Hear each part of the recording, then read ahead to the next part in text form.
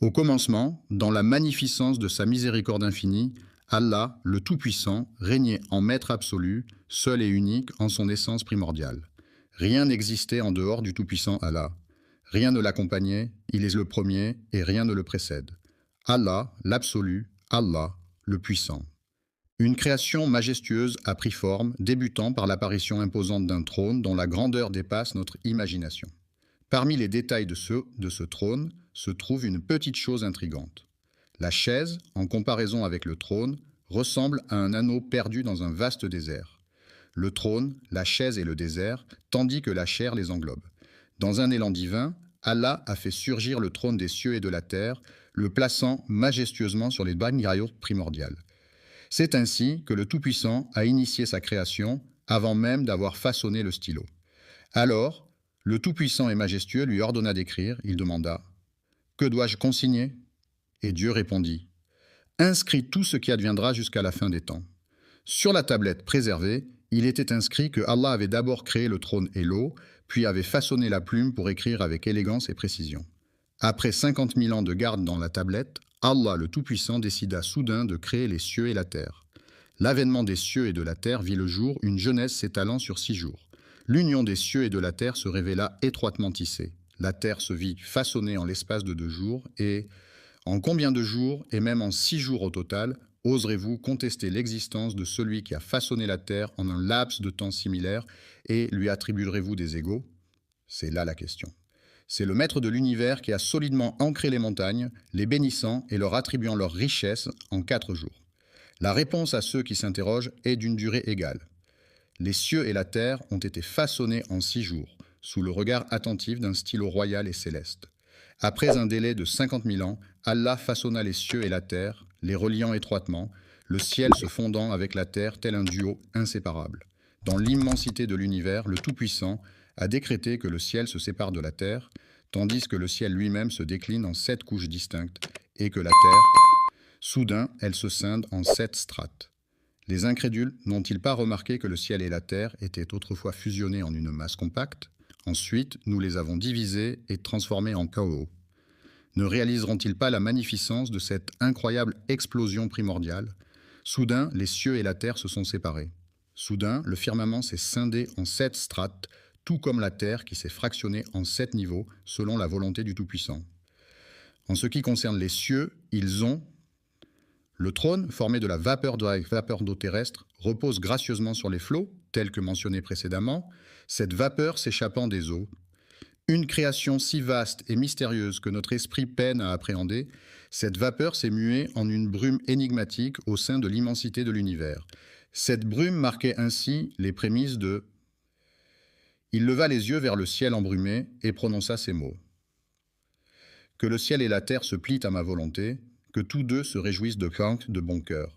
Bien que tous deux aient dit que nous venons en obéissant, c'est le commencement de la création, tel que le relate le Coran. Regarde comme cette planète est magnifique, c'est la Terre. Quel âge a notre bonne vieille planète Terre? Quelle créature peuplée en ses débuts, sous le regard bienveillant d'Allah le Tout-Puissant? Pourtant, il est de notoriété qu'après un laps de temps, Allah, dans sa toute-puissance, a engendré une entité issue du feu, nommée Déen en raison de sa nature insaisissable, son essence étant intimement liée aux flammes. La flamme sans fumée, pure et ardente, est l'essence même du feu. Allah, exalté et glorifié, a conçu cette merveille de la création pour briller sur terre, illuminant ainsi notre existence. Il était tenu par les règles strictes de la société, soumises à des lois à respecter et des devoirs à honorer. Pourtant, à cette époque, les esprits malicieux, une corruption démesurée gangrenait la terre, et c'est alors que le Tout-Puissant, dans sa majesté, décida d'envoyer des anges pour châtier ces êtres corrompus, responsables de répandre le sang parmi les anges. À cette époque, parmi les chefs des djinns se trouvait un dénommé Satan, reconnu pour sa grande sagesse et sa foi inébranlable. Allah le Tout-Puissant l'avait élevé à un rang élevé. Il se battait aux côtés des anges contre les injustices commises par certains djinns. Parfois, ces derniers étaient emprisonnés sur des îles au milieu des mers en tant que châtiment divin. Parmi eux se trouvaient des êtres vertueux et d'autres moins recommandables, agissant avec toute leur puissance et leur majesté. Alors que certains versaient le sang et souillassaient la terre, Un groupe en particulier se démarquait, le GIE parvenant à atteindre. Les anges, habituellement si impeccables, ont vu leur arrogance croître au fil du temps, jusqu'à ce que Satan lui-même, après de longues années parmi eux, ne déclenche le jour redouté où le Tout-Puissant, dans toute sa majesté, ordonnera à ses anges de le Seigneur Tout-Puissant et majestueux, et Dieu a rassemblé les anges dans la plus haute assemblée céleste, triant les élus parmi les élus. Les anges de la cour céleste reçurent la nouvelle solennelle du Tout-Puissant et majestueux qu'une nouvelle création verrait bientôt le jour lorsque leur Seigneur leur confia « Je vais créer un vicaire sur terre » revient à permettre aux générations futures de se succéder, c'est-à-dire que chaque génération prendra la relève de la précédente. Lorsque ton Seigneur confia aux anges « Je vais établir sur la terre un vicaire », les anges répondirent en se succédant.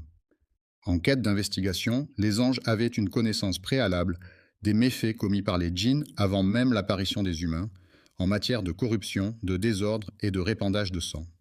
La prochaine création suivra les mêmes actions, ont-ils déclaré.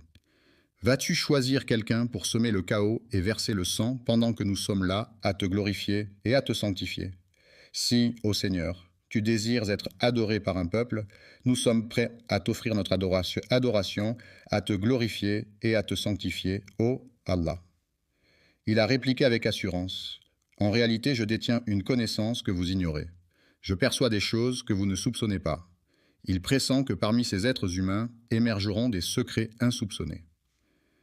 Les prophètes authentiques et une création élevée au-dessus des anges ont entendu ces paroles. En vérité, je connais des choses que vous ignorez, car le Seigneur Tout-Puissant est omniscient. Le Tout-Puissant est majestueux.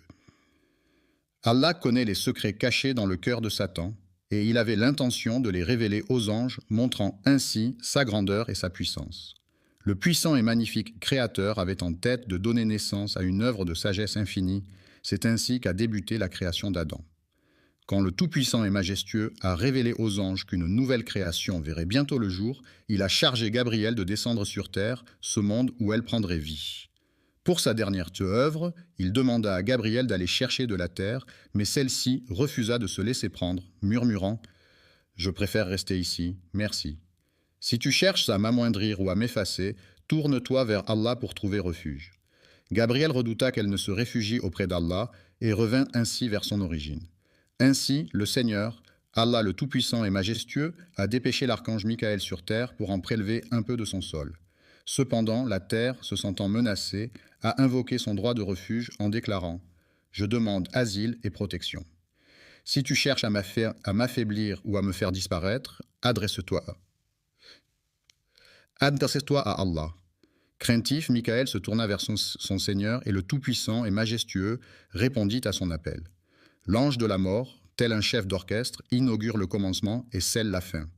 Allah a dépêché cet être céleste sur terre afin d'en extraire les âmes, susurrant ainsi la terre. « Je me réfugie auprès d'Allah si jamais tu envisages de me diminuer ou de m'effacer, déclara l'ange de la mort.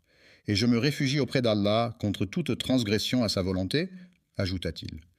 Mon Dieu, qui m'a chargé de cette tâche, a ainsi choisi parmi toutes les nuances de la terre des sols aux teintes variées. Du blanc, du noir, du jaune, du rouge et plus encore. Parfois, entre les deux, se trouve un sol dur comme la pierre et un sol moelleux comme un nuage.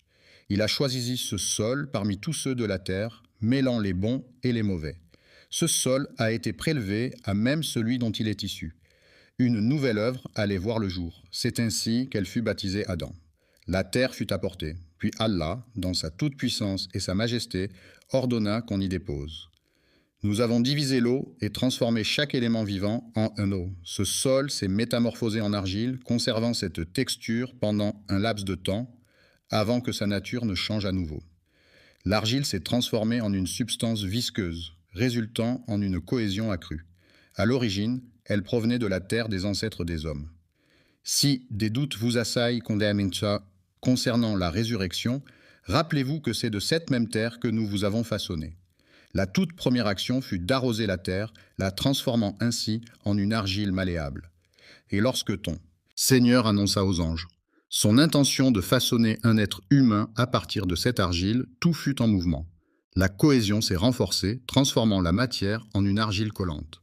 Après un certain temps, sa teinte s'est obscurcie et un délicat parfum s'en est échappé, la métamorphosant en une substance envoûtante. De la boue sombre prit vie, façonnée par le temps d'eau qui s'écoula, jusqu'à se métamorphoser en une œuvre de poterie. Cette création, devenue malléable comme de l'argile sous la pression, résonnait d'une mélodie céleste lorsque touchée, captivant ainsi les anges par sa nouveauté et son élévation. Alors que le tout-puissant et majestueux Al s'apprêtait à créer, Satan, parmi les anges, observait avec curiosité. Il tournoyait autour de cette argile sonore, sa forme creuse résonnant d'étranges promesses. À l'intérieur du vide, Satan se faufilerait par une porte dérobée pour ressortir par une issue secrète, piquant la curiosité des anges qui brûlaient d'en apprendre davantage sur cette étrange création. Personne n'osa s'approcher, sauf Satan rassurait les anges en leur disant « N'ayez crainte, j'ai le pouvoir de le détruire. Cela signifie que s'il se comporte comme les djinns, je le réduirai en cendres. S'il se révélait être un djinn, il rassurait en affirmant « N'ayez crainte, j'ai le pouvoir de le réduire à néant. » Au cœur de Satan, une étrange mixture de haine et de jalousie s'était formée, telle de l'argile.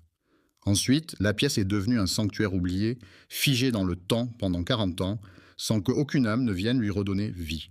Les anges observaient en silence pendant que Satan rôdait autour, cherchant à semer le trouble. Ils guettaient avec impatience l'arrivée de ce moment tant attendu, invoquant Allah, le tout miséricordieux, le très miséricordieux. Cette créature demeura figée dans l'argile, telle une œuvre de poterie pendant de longues décennies. Allah demanda solennellement aux anges, en présence de Satan parmi eux, de s'incliner devant sa grandeur. Une fois qu'il eut insufflé la vie, érigeant ainsi un décret immuable. En l'honneur solennel d'Allah Tout-Puissant, je salue cette nouvelle créature comme un hommage à mon Père, à votre Père et à notre Père à tous. Il est le premier humain, celui qui inaugure notre lignée. Lorsque ton Seigneur dit aux anges, je vais créer un être humain à partir d'argile, et une fois que je l'aurai parfaitement façonné et que je lui aurai insufflé mon esprit. Les anges, prosternés devant lui, attendaient tous avec impatience l'arrivée du moment promis, lorsque le souffle de l'esprit commença à circuler. L'âme a-t-elle pris naissance dans la tête d'Adam, pénétrant cette argile devenue sèche, telle de la poterie, à chaque fois qu'elle le touchait? À chaque fois que son âme pénétrait en lui, il se métamorphosait en une entité animée de sang, de veines et de chair, cette argile prenant vie. Lorsque l'âme pénétra dans la tête d'Adam, celui-ci éternua et tous les anges observaient attentivement. Alors, les anges se tournèrent vers Adam et lui dirent « Loué soit le Créateur ». Ainsi parla Adam, que la paix soit sur lui, et tous entendirent « Louange à Dieu ». Et l'âme, à présent, réside dans la tête, ô Tout-Puissant. Lui murmura une prière pour que la miséricorde divine l'enveloppe, et c'est alors que son esprit s'éveilla pleinement. Adam leva les yeux et découvrit les fruits du paradis qui s'offraient à lui, telle une invitation irrésistible. Dans un tableau grandiose, les anges, Patan et le Seigneur Tout-Puissant, se tenaient face au paradis, ces fruits délicieux s'étalant devant eux, attendant que l'âme. Dès que sa main effleura son ventre, une envie irrésistible de nourriture l'envahit, comme si son instinct primaire prenait le contrôle. Dès que l'âme de notre père Adam a atteint son abdomen, les prémices des sensations instinctives et des inclinations naturelles ont commencé à germer en lui, suscitant immédiatement ses désirs. Affamé, il s'est précipité vers le festin, son esprit devançant ses pas, bondissant d'impatience vers la délectable pitance. C'est alors qu'Allah a dit « L'homme a été conçu avec une promptitude naturelle, les humains étant dotés d'une impatience innée qui remonte à notre ancêtre Adam dès sa première journée. Jusqu'à ce que l'âme d'Adam soit parfaitement façonnée, dans toute sa splendeur et sa perfection, que la paix soit sur lui. Il se tenait fièrement devant les anges, et dès qu'ils posèrent les yeux sur lui, ils s'inclinèrent en signe de respect, obéissant ainsi à l'ordre d'Allah pour célébrer cette nouvelle. Lorsque la création fut achevée, tous les anges s'inclinèrent, innombrables au-delà de tout décompte, car Allah seul connaît leur nombre exact.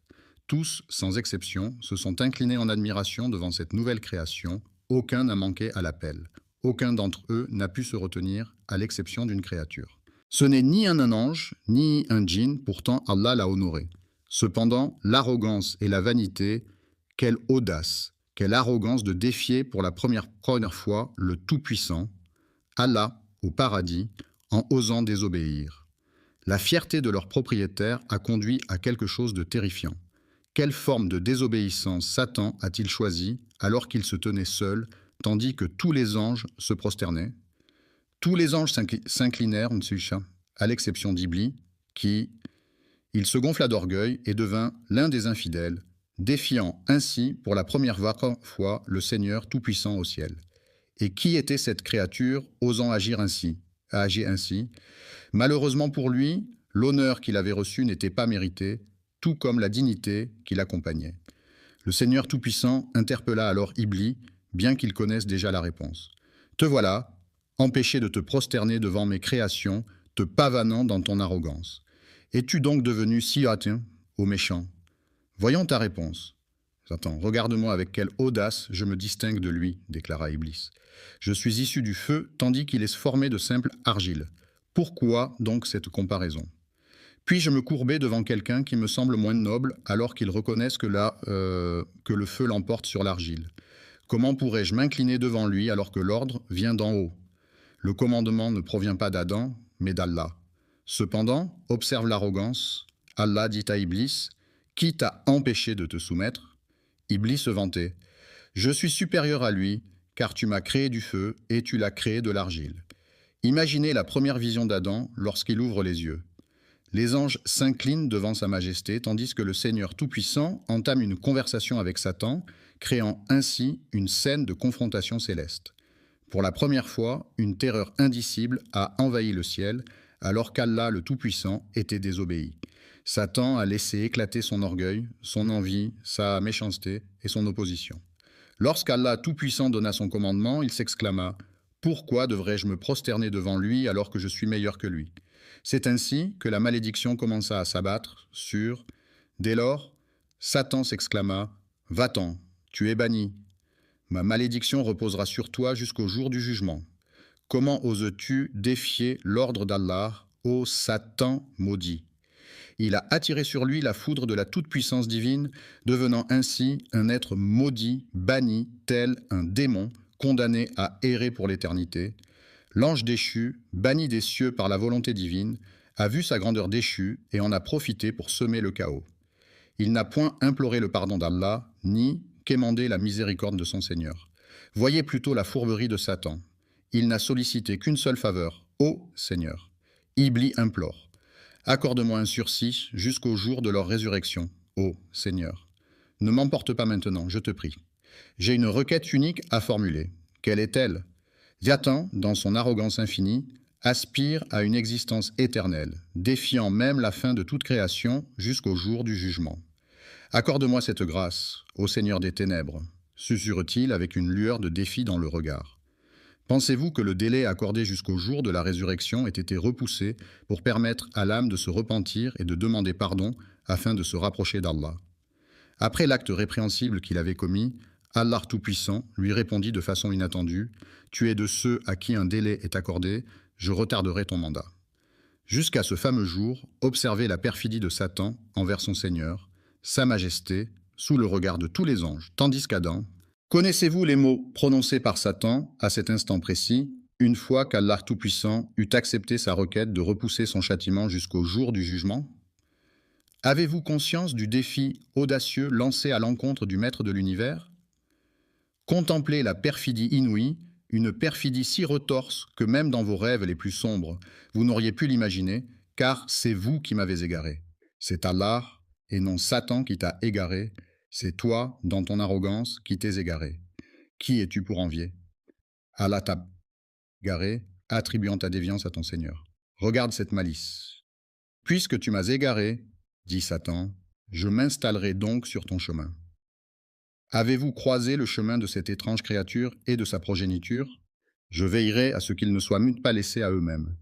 Pouvez-vous percevoir le défi qui se présente?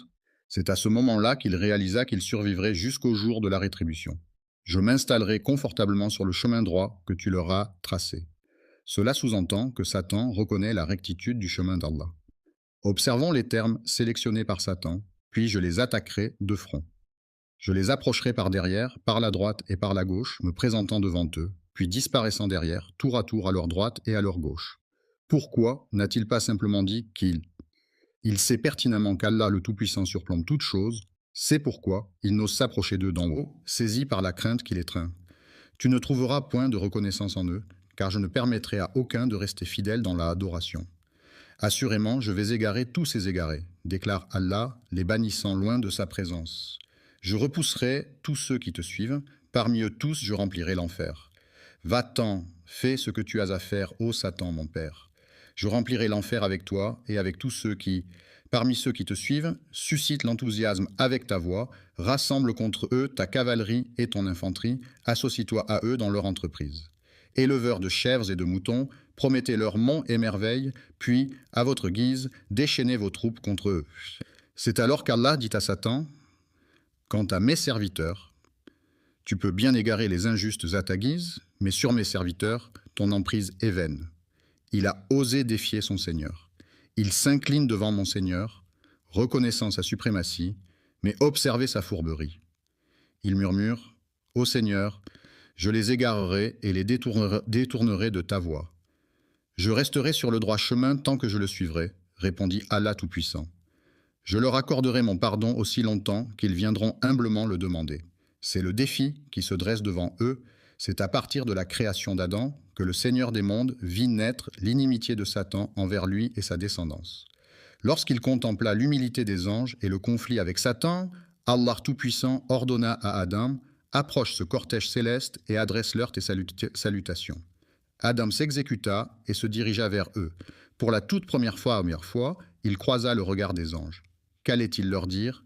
Il leur adressa ces mots solennels. « Que la paix soit avec vous. » Les anges lui répondirent à leur tour. « Et que la paix soit avec toi. Que la miséricorde et les bénédictions d'Allah soient sur vous. » Allah a dit à Adam, « Voici votre salutation ainsi que celle de vos descendants après vous. » Les descendants se sont rassemblés, répondant tous à l'appel. À cet instant précis, il a contemplé sa descendance, innombrable aux yeux d'Allah. Qui sait combien de milliards naîtront des enfants d'Adam, que la paix soit sur lui. Adam contempla sa descendance, et dans la lumière qui illuminait certains de leurs visages, il distingua l'un d'eux dont l'éclat resplendissait comme 1000 soleils. Les flammes dansaient, et il s'exclama « Ô Seigneur, qui est-ce » La réponse vint « C'est ton fils David, l'un de tes prophètes. » Intrigué, il demanda « Quel âge a-t-il, Seigneur ?» Et la réponse résonna « Il a 40 ans pour l'instant. » Adam, âgé de 1000 ans selon le récit qui lui est dédié, n'avait pas encore exploré les délices du monde, ni contemplé les splendeurs du paradis. Dans un soupir empreint de nostalgie, il s'exclama « Ô mon Seigneur !» Après avoir vécu 60 années de ma vie, il réalisa qu'il n'avait pas exploré le monde. C'est alors qu'il décida de négocier. Il échangerait 60 années de sa propre existence contre 5 années pleines d'aventures. Ainsi, la longévité d'Adam fut redéfinie. À l'âge de 100 ans révolus, David a reçu l'enseignement divin d'Allah Tout-Puissant, qui lui a révélé les noms de nombreuses créatures avec lesquelles il allait partager sa vie. Le paradis lui a enseigné que cet arbre est un symbole, que ses feuilles sont des poèmes, que ce fruit est une promesse, que cette nourriture est une bénédiction, que cette rivière est une histoire, et que tout cela lui a révélé les secrets de l'univers. De nombreux mystères, dissimulés même aux anges, furent révélés lorsqu'une épreuve de connaissance opposa les anges à Adam, que la paix soit sur lui, mettant en lumière des noms et des secrets insoupçonnés. Dieu enseigna à Adam le nom de chaque chose, puis il les présenta aux anges. Le Seigneur interrogea alors les anges, « Quel est le nom de ceci et quel est le nom de cela ?» Les anges, dans leur sagesse céleste, ont avoué leur méconnaissance de certains mystères en demandant « Révélez-moi ces noms si vous êtes dignes de confiance, ô humains. » Ils proclamèrent « Louange à toi, notre connaissance se limite à ce que tu nous as enseigné. En vérité, c'est toi l'omniscient, le sage, ô Seigneur Tout-Puissant. » Lorsqu'Adam fut questionné sur les noms que même les anges ignorèrent, il répondit avec un sourire malicieux « Oh, laissez-moi vous éclairer sur ces mystères. » Les anges observaient attentivement, intrigués, jusqu'à ce qu'il révèle enfin ses précieux secrets.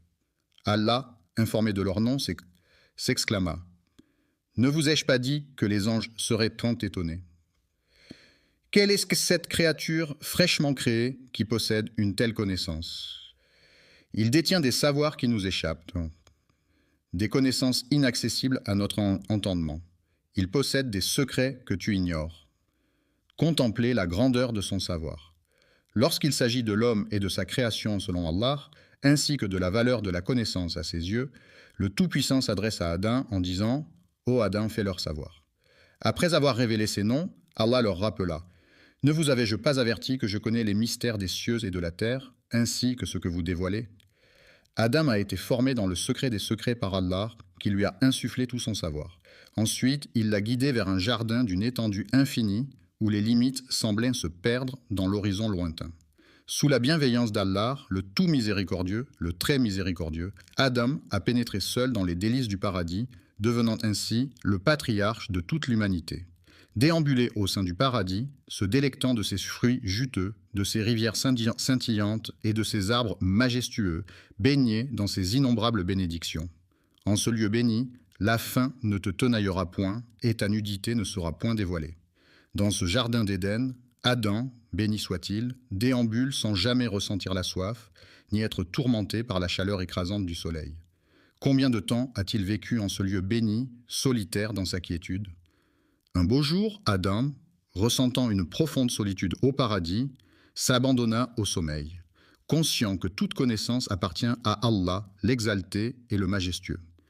Alors qu'il baignait dans le bonheur, Allah le Très-Haut et majestueux décida de lui offrir une compagnie lorsqu'il s'endormait, dans sa grandeur et sa magnificence. Allah, dans sa grandeur infinie, façonna l'homme à partir de sa côte gauche, puis, dans un acte de création tout aussi magnifique, modela la femme à partir d'une de ses côtes. L'endroit de cette côte gauche était en sommeil, Adam ignorant tout. Il décida alors de retirer cette côte, la transformant en une femme à qui la vie fut offerte. Lorsqu'Adam, béni soit-il, ouvrit les yeux, il découvrit une présence à ses côtés. Intrigué, il demanda « Qui es-tu » La femme répondit simplement « Je suis une femme ». Adam, perplexe, poursuivit « Pourquoi a-t-il Allah, dans sa sagesse infinie, conçu l'homme pour trouver en moi la quiétude recherchée ? Malgré les sommets atteints par les êtres humains, un homme ne peut véritablement trouver la paix qu'auprès d'une femme, et une femme ne peut trouver la quiétude en compagnie d'un homme, afin que vous puissiez vivre en harmonie avec lui, imprégné d'affection et de bienveillance. C'était comme si Adam, que la paix soit sur lui, avait semé entre vous ses sentiments. Il éprouvait une joie singulière en constatant qu'Allah avait créé une nouvelle créature pour le réconforter, lui permettant ainsi de trouver du réconfort auprès des anges. Les anges voulaient mettre Adam à l'épreuve en lui demandant son nom. Mais pour l'instant, ils ne le connaissaient pas. Elle s'était simplement présentée comme une femme. Lorsque Vénus interrogea Adam sur l'identité de cette mystérieuse femme, sa réponse fusait sans détour. Vé. Puis, Adam entreprit d'énumérer tous les noms de toutes choses, déclarant finalement « C'est Ève-lé ». Les anges étonnés demandèrent « Pourquoi ce nom en particulier ?» Il répondit avec assurance. Elle a été formée à partir d'un être vivant, elle détient la connaissance que Dieu lui a confiée. Il détenait un savoir que même les anges ignoraient, tandis qu'Adam, accompagné d'Ève, résidait dans ce paradis sans descendance ni lignée. Allah, dans sa grandeur et sa magnificence, leur fit cette annonce solennelle. Ô Adam, résidez au paradis en compagnie de votre épouse et sustentez-vous à satiété de ses délices. À votre convenance, délectez-vous de tout ce que votre cœur désire, les arbres majestueux, les rivières chantantes, les fruits juteux et le bonheur éclatant. Nourrissez-vous de ces merveilles en abondance, où que vous soyez. Au paradis, tout est autorisé, sauf une seule chose. Ne pas approcher de l'arbre interdit, car c'est là que réside la volonté du Seigneur. Un simple arbre, mais ô combien important. Dans ce jardin luxuriant, où chaque arbre porte des fruits succulents et où la bénédiction règne en maître, il est permis de se délecter de tout, sauf d'un seul arbre. Méfiez-vous de l'arbre mystérieux qui se dresse là, car approcher ses branches vous ferait basculer du côté obscur. Non seulement cela, mais le Seigneur Tout-Puissant les avait avertis en disant « Ô Adam et Ève, percevez-vous le paradis et le bonheur dans... » Parmi vous, il se tapira une créature insatiable qui ne vous accordera aucun répit. Imaginez le premier adversaire qui, par arrogance, a refusé de s'incliner devant vous en déclarant « Je vaux mieux que lui ». Il chuchotera à ton oreille, alors que tu te trouveras au paradis, cet ennemi dont Ève ignorait l'identité, mais qu'elle connaît désormais. Alors nous avons dit Ô Adam, voilà celui-ci. Attention, cet ennemi est un véritable danger pour toi et ta femme. Méfiez-vous qu'il ne parvienne à vous chasser du paradis, car alors, ô Adam, tu connaîtras le malheur. Si tu quittes ce jardin d'Éden, tu pénétreras dans l'antre de la désolation. Restez au paradis, où la misère et l'affliction ne sont que des étrangers indésirables. Méfiez-vous de deux choses. Ne goûtez pas aux fruits de cet arbre défendu, n'en approchez même pas, et soyez sur vos gardes contre cet ennemi sournois qui rôde. Il met tout en œuvre pour vous chasser de ce magnifique paradis, après de longues années passées aux côtés de notre mère, Ève, en compagnie d'Adam, que la paix soit sur lui. Vivez en ce havre de paix, savourant la douceur de leur existence et la générosité de la nature, sans jamais oser s'approcher de l'arbre interdit. Un jour, tandis qu'ils déambulaient paisiblement, des hurlements soudains captèrent leur attention, évoquant la détresse d'un individu invisible. Se demandant qui pouvait bien être à l'origine de ces sanglots, ils s'interrogèrent « Pourquoi pleures-tu » Il a exprimé sa tristesse pour vous deux, tandis que vous vous épanouissez dans la félicité. Il a laissé échapper des larmes pour vous deux, conscient qu'un jour viendra où vous ne serez plus. Adam et Ève méditaient sur le fait que tôt ou tard, même plongés dans le bonheur le plus total, ils devraient inévitablement le quitter le jour de leur mort. Les êtres humains aspirent à une éternité de félicité, mais celle-ci les abandonna un temps avant de revenir vers eux pour chuchoter. « Ô Adam, te guiderai-je ? Voulez-vous goûter à l'immortalité de l'arbre éternel, aspirer à régner sur un royaume impérissable, rejoindre les rangs célestes des anges pour une éternité sans fin ?» Sa réponse fut un fervent oui. Comment a-t-il murmuré à travers les feuilles de l'arbre, révélant ainsi quel arbre était l'interdit qu'Allah. Connais-tu l'histoire de cet arbre, ô Adam, car de cet arbre, rien ne vous est étranger. Au lieu de cela, tu seras béni d'immortalité en goûtant à l'arbre, tu seras élevé tel un ange et échapperas à la mort. Votre Seigneur ne vous a-t-il pas simplement déconseillé cela? Cet arbre, tel un gardien jaloux, veillez à ce que vous ne deveniez ni ange ni immortel. Au commencement, Adam doutait de ses intentions, mais il a prêté serment au nom d'Allah Tout-Puissant. Imaginez Satan, ce vil tentateur. Le criminel repenti, Adam s'étonna de voir quelqu'un prêter un faux serment au nom de son Seigneur. Il le rassura alors. « Je vous le jure, je suis désormais un allié fidèle pour vous deux. » Il s'éclipsait un moment avant de réapparaître près d'eux, murmurant mystérieusement, répétant ce manège à maintes reprises. Au début, Adam lui tint tête, cherchant refuge auprès d'Allah. Face à sa résistance, Satan ne lâcha pas prise et persista à le tourmenter pendant des années, jusqu'au jour où Ève suggéra à Adam « Et si nous tentions de déguster l'arbre sans le croquer, c'est savourer ses saveurs pendant que je me délecte devant vous. Si un incident survient, tu ne te sustentes point, mais si tout demeure calme, tu partages cette expérience gustative avec moi sous cet arbre. » Par ruse, il les entraîna vers cet arbre, défendu par Allah, marchant devant eux. Allah les avait prévenus au paradis au sujet de deux interdictions, cet arbre et celui-ci. L'ennemi s'efface avec le temps, tel est le destin des humains. Comme Adam et sa descendance, nous oublions les discordes et nous affaiblissons, telle est notre nature. Chaque descendant d'Adam porte en lui la faille de son ancêtre. Adam, égaré, a rompu le pacte avec son Créateur pour suivre Satan jusqu'à l'arbre maudit. Ève a osé effleurer le fruit défendu sans enfreindre l'interdit, tandis qu'Adam, lui, y a succombé avant même qu'il ne partage ce fruit que Dieu avait enveloppé d'une aura lumineuse. Leur zone intime étant dissimulée, Adam ne pouvait contempler sa propre nudité, tout comme Ève ne pouvait observer la sienne. Une barrière les empêchait de découvrir la nudité de l'autre, les maintenant séparés.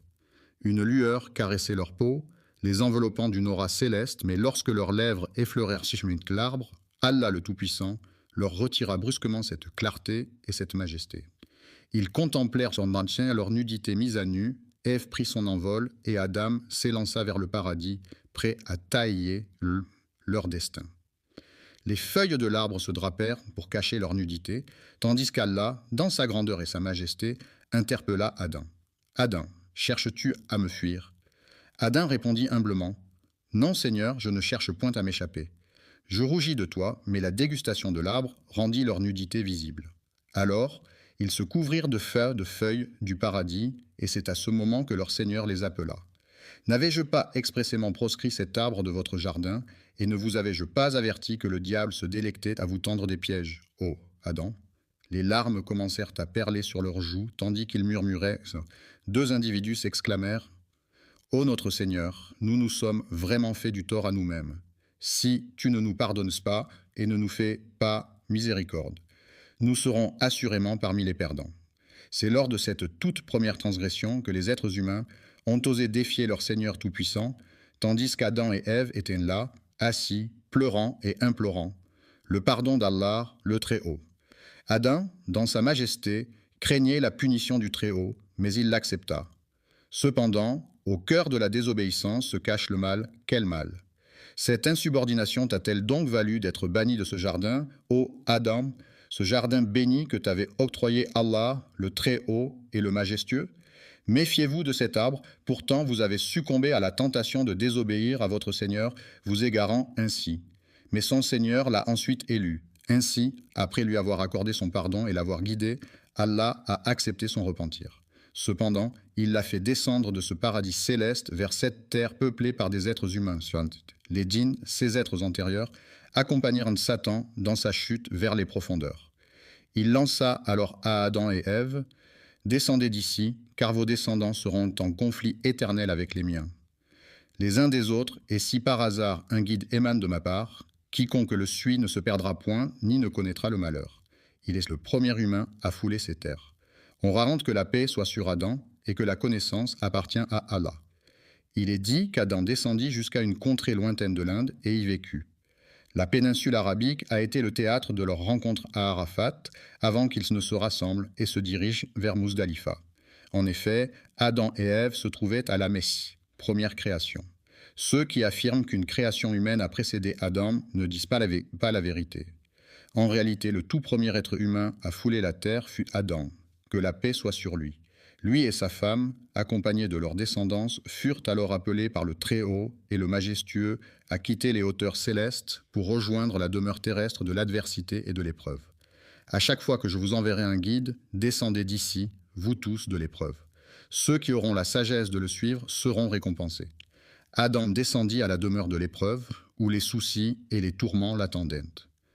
Autrefois, tu étais dans un paradis paisible, sans conflit ni difficulté, mais désormais tout a changé. Adam, que la paix soit sur lui, a pénétré dans les profondeurs de la demeure de l'épreuve, avec la pensée lancinante qu'il ne foulerait plus jamais le sol du paradis. Son cœur brisé laissa échapper des larmes qui coulèrent longuement, jusqu'à ce qu'il murmure à l'horizon. Lorsque Vénus interrogea Adam sur l'identité de cette mystérieuse femme, sa réponse fusait sans détour: Vé. Puis, Adam entreprit d'énumérer tous les noms de toutes choses, déclarant finalement: C'est Ève-lé.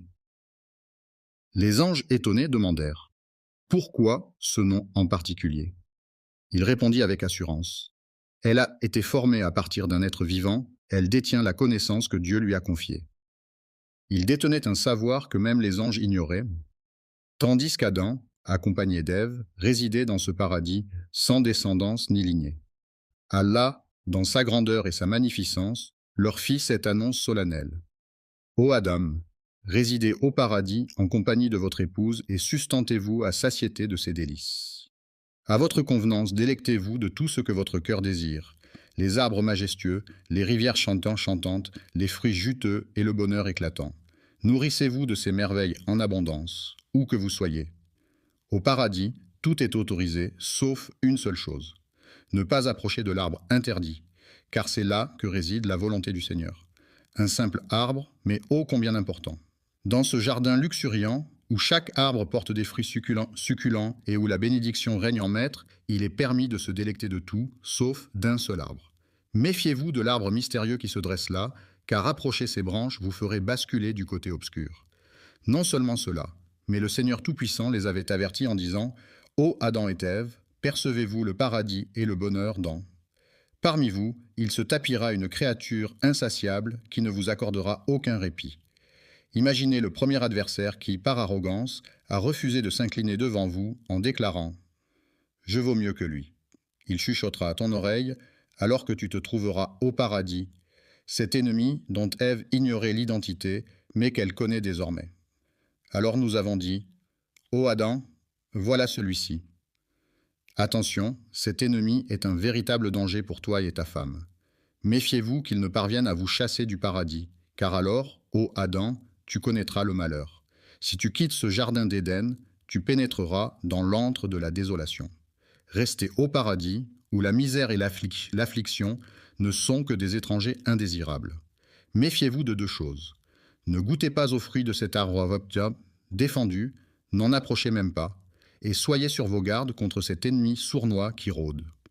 Il met tout en œuvre pour vous chasser de ce magnifique paradis, après de longues années passées aux côtés de notre mère, Ève, en compagnie d'Adam, que la paix soit sur lui. Vivez en ce havre de paix, savourant la douceur de leur existence et la générosité de la nature, sans jamais oser s'approcher de l'arbre interdit. Un jour, tandis qu'ils déambulaient paisiblement, des hurlements soudains captèrent leur attention, évoquant la détresse d'un individu invisible. Se demandant qui pouvait bien être à l'origine de ces sanglots, ils s'interrogèrent « Pourquoi pleures-tu » Il a exprimé sa tristesse pour vous deux, tandis que vous vous épanouissez dans la félicité.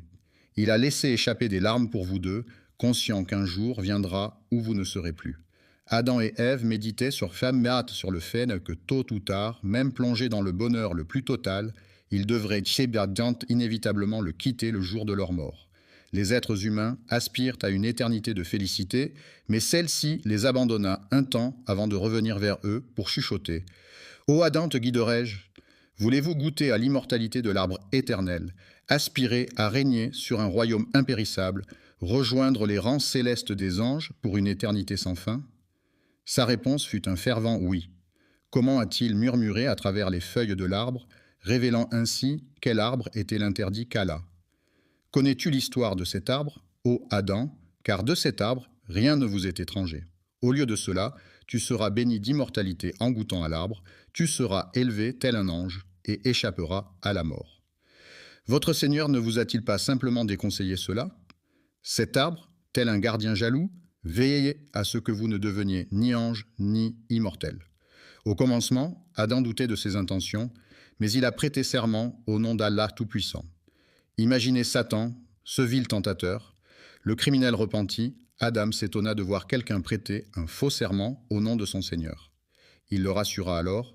« Je vous le jure, je suis désormais un allié fidèle pour vous deux. » Il s'éclipsait un moment avant de réapparaître près d'eux, murmurant mystérieusement, répétant ce manège à maintes reprises. Au début, Adam lui tint tête, cherchant refuge auprès d'Allah. Face à sa résistance, Satan ne lâcha pas prise et persista à le tourmenter pendant des années, jusqu'au jour où Ève suggéra à Adam « Et si nous tentions de… » « Ô malheur !» s'écria le cadavre, « pourquoi suis-je si incapable d'être aussi majestueux que ce corbeau ?» Jusqu'à ce jour, il continue à appeler le cadavre de mon frère.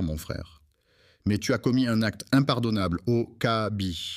Ton père, ce prophète vénéré, que la paix soit sur lui, ne méritait pas un tel sort. Vous êtes une poignée d'élus sur cette terre, mais avez-vous remarqué comment les chuchotements de Satan ont façonné son influence? Avez-vous pris conscience de cette emprise diabolique? Kabi s'est retrouvé impliqué dans l'acte criminel le plus retentissant de l'époque, le meurtre de son propre frère, un acte d'une gravité inouïe. Après avoir enterré son secret bien profondément, il décida de le déterrer et de le partager avec sa mère et son père, comme un trésor enfoui depuis longtemps. Lorsque le premier meurtre fut commis sur terre, Adam fut enveloppé par le chagrin, la paix s'éloignant de lui. L'un des fils de notre mère Ève est un meurtrier, tandis que l'autre est… Dans ce monde impitoyable, le Tout-Puissant les a prévenus. La trahison peut mener à une fin tragique. Veille à ce qu'il ne te chasse du paradis, car tu risquerais de te retrouver bien malheureux. C'est à ce moment que la douleur pointe le bout de son nez, que le dur labeur commence et que les embûches se dressent sur notre chemin. La vie, telle une arène de combat, de défis et d'adversité, voit naître deux destins contrastés. L'un se révèle être un meurtrier. Des années se sont écoulées depuis que Adam et Ève ont commis le premier meurtre de l'histoire et tout le monde a continué à vivre. Ils menaient une existence tranquille dans la petite maison au bord de la rivière jusqu'à ce qu'un troisième fils vienne agrandir la famille. Ils l'ont alors baptisé cela veut dire cadeau d'Allah. Adam, en grandissant, est devenu le fils bien-aimé d'Adam, qui prenait souvent le temps de s'asseoir avec lui. En lui distillant des enseignements et en l'initiant au mystère de la foi, il fut façonné jusqu'à devenir un fervent croyant. Certains prétendent que cet homme est devenu une sorte de prophète parmi les prophètes. Adam a suggéré à Seth de garder pour lui un certain secret, car Allah en sait plus long que quiconque. Il lui a annoncé qu'il avait ôté la vie de votre frère, et j'ai la crainte qu'il ne vous fasse subir le même sort. Redoutez qu'il ne vous jalousie pour la sagesse, le leadership et la prestance dont Al vous a doté. Adam, inquiet pour son fils, lui a fait promettre de garder le silence à ce sujet. Frère, tremblant devant l'incertitude du lendemain, traversa des années et des années dans la peur constante. La descendance d'Adam entame son voyage à travers le temps, laissant les marques de son passage au fil des ans. Lorsque Adam eut vécu 940 ans, c'est l'ange de la mort qui vint à sa rencontre. Adam le fixa du regard et demanda « Qui es-tu » L'ange de la mort répondit simplement « Je suis la fin incarnée. » « Il est venu réclamer ton âme, lui a-t-il annoncé. « Pourquoi » s'est interrogé l'autre. « Parce que votre temps est venu, a-t-il répondu. Adam a déclaré que malgré le temps qui s'écoule, il reste encore beaucoup de vie en lui et que son temps n'est pas encore révolu. L'ange, encore inachevé, acquiesça et souligna « Tu as consacré 60 années de ta vie à ton fils. » David a répondu « Je ne l'ai pas fait », puis Adam a répondu de même. Adam a fait preuve d'une mémoire sélective en oubliant sa descendance, tout comme il a nié son existence. Adam a fait preuve de désobéissance, entraînant ainsi sa descendance à suivre le même chemin de désobéissance, selon la volonté d'Allah Tout-Puissant. Révèle les facettes d'Adam. Même enveloppé de perfection, il n'en demeurait pas moins doté de qualités humaines. J'ai refusé, car j'ai une durée de vie pouvant aller jusqu'à 1000 ans. C'est alors qu'Allah a informé l'ange de la mort de cette particularité. Il aurait la chance de savourer 1000 printemps, tandis que David demeurerait une faveur divine pour un siècle. Après avoir fait un détour de 60 ans, l'ange de la mort revint finalement vers lui. Eva a lancé un « dégage » catégorique, refusant toute visite de l'ange de la maison. « Que la mort emporte son âme » s'écria Adam, mais qu'elle le laisse en paix, car mon heure est venue. L'ange de la mort est venu chercher l'âme d'Adam, que la paix soit sur lui dans ses bras immatériels. Le premier être humain était pleuré par sa femme et ses enfants, mais lui ne... Perdu dans l'incertitude, Gabriel est arrivé tel un guide pour enseigner à son fils l'art de laver son père. De quelle manière doit-on l'envelopper, l'ensevelir et accomplir la prière funéraire? Gabriel expliqua à son interlocuteur que cette pratique était ancrée dans ses habitudes, une tradition qui lui tenait particulièrement à cœur. C'est de cette manière que les disciples se multiplient à mesure que les âmes s'éteignent. C'est ainsi que le destin doit se jouer. Adam, le patriarche de toute l'humanité, a été soigneusement lavé, délicatement enveloppé, prié sur, puis enfin inhumé. Adam, le pionnier des prophètes et le tout premier être humain façonné de la main d'Allah, a rendu l'âme. Que la paix soit sur lui, celui qui est demeuré figé dans le temps, ainsi que sa descendance, tout comme Kabi et les siens. Les descendants d'Adam ont vaillamment poursuivi leur existence sur terre pendant un laps de temps, bravant les épreuves et les joies de la vie après lui, que la paix soit sur lui. Au commencement, ils étaient peu nombreux à se tourner vers lui, mais bientôt, leur nombre a commencé à croître de façon exponentielle. Sous la direction bienveillante du fils d'Adam, ils furent éclairés par sa sagesse et guidés par sa bienveillance. La descendance de Kabi se développait à vue d'œil, se multipliant à travers les générations. La descendance de ces êtres s'est dispersée aux 4 coins du monde, essaimant ainsi sur toute la planète. Les descendants de Kabi se sentaient moins légitimes et décidèrent alors de partir chacun de leur côté. Ils ont stagné dans cet état pendant des années, puis des décennies, et encore des siècles. Depuis des siècles, certains ont cédé à la tentation du péché et de la transgression, formant ainsi un groupe hétéroclite. Les fautes et les péchés se sont tous échoués sur le rivage du Mono. Aucun individu, aussi nombreux soit-il, n'osait établir la moindre connexion. Certains d'entre eux ont commis des péchés envers Allah, en particulier parmi eux. Les descendants de Kabi ont fait l'impasse sur le polythéisme pendant une durée indéterminée. Est-ce que 10 décennies, équivalentes à un millénaire? Un millénaire s'est écoulé, et pourtant, ce siècle ne ressemble en rien à ce qu'on en dit. Pendant 10 siècles, les êtres humains ont vécu dans l'oubli total d'Allah. Les individus se sont adonnés à des actes répréhensibles et à des violations, à l'exception de l'idolâtrie à laquelle les gens ne s'adonnaient pas. À l'origine, une seule communauté constituait une seule nation, unie dans son adhésion. Le monothéisme demeura inchangé pendant 10 siècles, jusqu'à ce que survienne l'événement redouté, car Satan ne dort jamais. Ce n'est pas seulement en commettant l'adultère, en buvant de l'alcool ou en tuant que les gens expriment leur désir de transgresser les normes sociales. Pour lui, cela n'a aucune importance car ce qu'il recherche avant tout, c'est d'être en relation avec eux. Des associés à Allah, car le polythéisme efface toute chose et les voue aux flammes de l'enfer pour l'éternité. Il était une fois, dans un lointain futur, après 10 siècles se sont écoulés, 5 individus justes sont apparus. Il fut un temps où l'on se plaisait à évoquer les actions des 5 individus vertueux. Ils échangeaient des mots sur leurs réunions, discutant de leurs prières et cérémonies, s'en imprégnant comme d'une douce mélodie. Il était émerveillé à chaque fois qu'il croisait l'un d'eux, se rappelant ainsi d'Allah.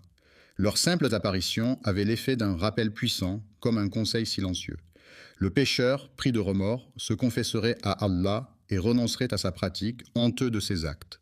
Leur désobéissance, loin d'être un signe de rébellion, pourrait bien être le reflet de leur intégrité intransigeante, les poussant à demander pardon. Le nom de ce guerrier était Yachopomdia, était Wad, Sowa, Yagout, Yaou et Nasser. 5 âmes, unies par leur dévotion et leur piété, se tenaient ensemble, fidèles serviteurs de la justice. Même après que l'un d'entre eux ait rendu l'âme, les gens étaient encore profondément attristés par la volonté toute-puissante d'Allah. Que devrions-nous faire dans de telles circonstances? La justice a expiré, le saint s'est éteint, le pieux s'en est allé, la hasse nous a quittés. Après leur départ, Satan se présenta à eux sous les traits d'un homme et leur susurra « Permettez-moi de vous offrir quelques conseils. Pendant que vous laissez vos larmes couler pour cet homme récemment disparu, rappelez-vous ce qu'il disait. Que diriez-vous si je créais une statue à votre image ?» ont-ils demandé. Quel avantage y aurait-il, s'est-il exclamé, à contempler la statue. N'oubliez jamais la grandeur d'Allah et gardez précieusement en mémoire ses précieux conseils. Vénérer Allah de cette manière est une excellente idée, ont-ils déclaré. Satan, quant à lui, n'est pas du même avis. Et lorsqu'ils ont été approchés avec une statue ressemblant étrangement à leur défunt proche, leur première réaction a été de se demander « Où diable devrions-nous le mettre ?» Il leur a transmis la sagesse d'un conseiller expérimenté en leur demandant de le positionner avec précaution. En effet, ils ont choisi de placer la mosquée à cet endroit, en tant que lieu de culte privilégié. La première statue fut installée avec solennité, mais rapidement oubliée, laissant ainsi la place à la seconde. Après son décès, ils ont érigé une statue en son honneur. Puis, le 3e, le 4e et le 5e ont suivi le même chemin vers l'au-delà. 5 statues trônaient majestueusement dans le lieu de culte, mais jamais elles ne reçurent l'hommage fervent des fidèles, restant témoins silencieux d'actes jamais accomplis. Les statues, vénérées telles des divinités, trônaient exclusivement en ce lieu sacré. Chaque fois qu'ils posaient les yeux sur ces statues, ils se remémoraient la grandeur d'Allah. Ils contemplaient avec admiration cet acte tout-puissant. Une génération s'est écoulée, puis une autre. Une nouvelle vague de jeunes a surgi après que la génération précédente ait enfin décidé de rendre hommage à ces figures emblématiques. Elle n'a pas exactement adoré ces derniers, mais ils ont fini par gagner petit à petit son admiration. Les générations se sont passées le flambeau de la sanctification de ces statues jusqu'à ce que, lorsque le savoir s'évanouit et que tous les érudits s'éclipsèrent, c'est alors que l'aube de l'ignorance pointe timidement. Ils se sentirent diminuer en leur présence. Et bientôt, les individus se mirent à quémander les faveurs de ces statues. À cette époque lointaine, les gens ont commencé à se tourner vers eux, cherchant leur intercession auprès d'Allah. Il a fallu attendre 10 siècles après le décès d'Adam, que la paix soit sur lui, pour que le polythéisme fasse son apparition. Une étrange rumeur s'est mise à voyager à travers le monde, semant la panique. « Oh mon Dieu, que se passe-t-il ? Les gens ne... » Autrefois, tous ces individus ne faisaient qu'une seule entité harmonieuse. Après avoir partagé une même foi, ces croyants se sont égarés sur des chemins différents, et c'est alors qu'Allah a envoyé des signes pour les guider. Avant que les prophètes ne soient envoyés, l'humanité n'était qu'une vaste tribu unie. Jamais ils n'ont flirté avec le polythéisme, mais ils se sont laissés emporter par... Ils ont commis bien des fautes, mais jamais ils n'ont osé s'aventurer dans les méandres du polythéisme. Saviez-vous cela? Depuis des lustres, Satan ourdissait ses complots. Connaissez-vous le temps qu'ils ont passé à suivre ces sinistres traces? Mais au fil des âges, de génération en génération, les individus ont initié ce processus. Disposer des idoles comme rappel que Dieu Tout-Puissant surveille de près les ruses de Satan, jusqu'à ce moment où ils ont commencé à vouer un culte à ces objets en lieu et place du Dieu Tout-Puissant. Ils ont murmuré à l'unisson. N'oubliez jamais vos dieux, n'abandonnez jamais le Wad. Yahou et Nasra sont les idoles de Sowa. Le polythéisme a fait son apparition sur Terre, égarant déjà plusieurs esprits. Au fil des âges de l'humanité, un message inédit s'apprête à faire son apparition, mais il semble que son arrivée ne soit pas la bienvenue. Quelle est la différence entre un prophète et un messager? Le prophète réitère la foi qui l'a précédé, tout en y apportant sa propre lumière. Un messager délivre un message inédit. L'humanité est désormais en demande d'une fraîche missive destinée à inaugurer la lignée des messagers à venir. Adam, considéré comme le premier prophète de l'humanité, laissera bientôt place au premier messager destiné à l'humanité. Connaissez-vous les mots prononcés par Satan à cet instant précis, une fois qu'Allah Tout-Puissant eut accepté sa requête de repousser son châtiment jusqu'au jour du jugement? Avez-vous conscience du défi audacieux lancé à l'encontre du Maître de l'univers? Contemplez la perfidie inouïe, une perfidie si retorse que même dans vos rêves les plus sombres, vous n'auriez pu l'imaginer, car c'est vous qui m'avez égaré. C'est Allah, et non Satan qui t'a égaré, c'est toi, dans ton arrogance, qui t'es égaré. Qui es-tu pour envier? Allah t'a égaré, attribuant ta déviance à ton Seigneur. Regarde cette malice. Puisque tu m'as égaré, dit Satan, je m'installerai donc sur ton chemin. Avez-vous croisé le chemin de cette étrange créature et de sa progéniture? Je veillerai à ce qu'ils ne soient pas laissés à eux-mêmes.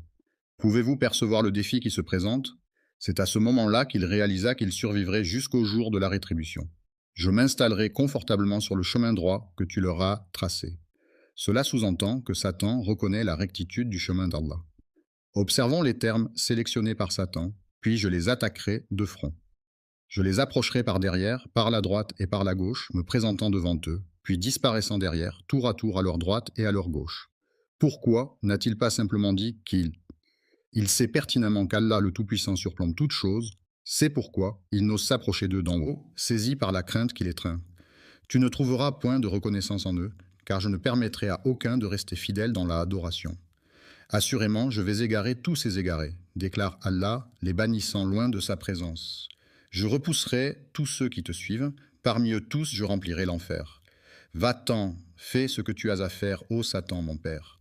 Je remplirai l'enfer avec toi et avec tous ceux qui, parmi ceux qui te suivent, suscitent l'enthousiasme avec ta voix, rassemble contre eux ta cavalerie et ton infanterie, associe-toi à eux dans leur entreprise. Éleveurs de chèvres et de moutons, promettez-leur monts et merveilles, puis, à votre guise, déchaînez vos troupes contre eux.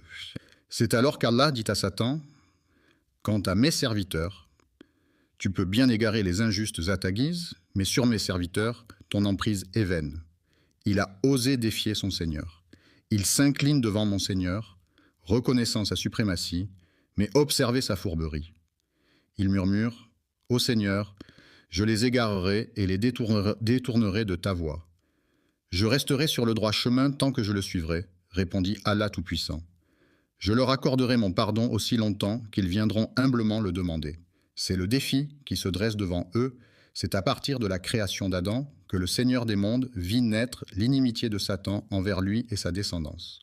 Lorsqu'il contempla l'humilité des anges et le conflit avec Satan, Allah Tout-Puissant ordonna à Adam « Approche ce cortège céleste et adresse-leur tes salutations. » Adam s'exécuta et se dirigea vers eux. Pour la toute première fois, il croisa le regard des anges. Qu'allait-il leur dire? Il leur adressa ces mots solennels. « Que la paix soit avec vous. » Les anges lui répondirent à leur tour. « Et que la paix soit avec toi. Que la miséricorde et les bénédictions d'Allah soient sur vous. » Allah a dit à Adam, « Voici votre salutation ainsi que celle de vos descendants après vous. » Les descendants se sont rassemblés, répondant tous à l'appel. À cet instant précis, il a contemplé sa descendance, innombrable aux yeux d'Allah. Qui sait combien de milliards naîtront des enfants d'Adam, que la paix soit sur lui. Adam contempla sa descendance, et dans la lumière qui illuminait certains de leurs visages, il distingua l'un d'eux dont l'éclat resplendissait comme 1000 soleils. Les flammes dansaient, et il s'exclama « Ô Seigneur, qui est-ce » La réponse vint « C'est ton fils David, l'un de tes prophètes. » Intrigué, il demanda « Quel âge a-t-il, Seigneur ?» Et la réponse résonna « Il a 40 ans pour l'instant. » Adam, âgé de 1000 ans selon le récit qui lui est dédié, n'avait pas encore exploré les délices du monde, ni contemplé les splendeurs du paradis. Dans un soupir empreint de nostalgie, il s'exclama « Ô mon Seigneur !» Après avoir vécu 60,